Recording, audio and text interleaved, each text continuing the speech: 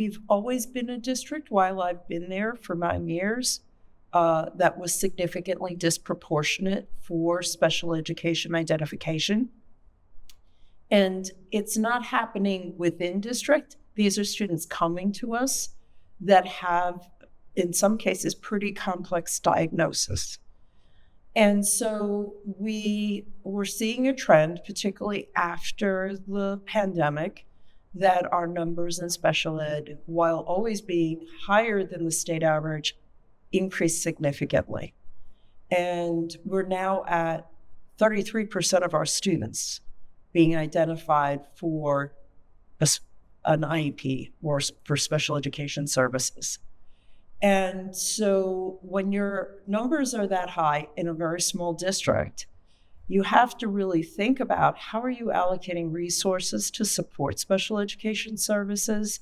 We're in a rather remote area of the state of Massachusetts, so context matters. We don't have a lot of other outside agencies that can support our special education students. It does have to happen within an inclusive environment in a district. And that was not the model that we had in the district. We had a model that was very traditional, and special education revolved mostly around pull-out services and substantially separate programs.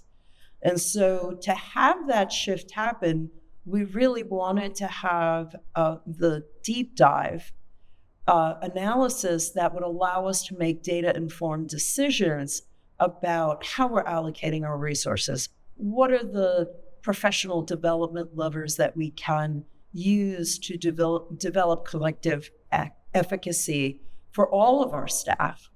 And how do we really change that culture so that we're really thinking about all of our students as all of our students and not thinking about special ed as something that is separate from the general education population? So that's where DMGroup came in play for us. We were really looking for a partner.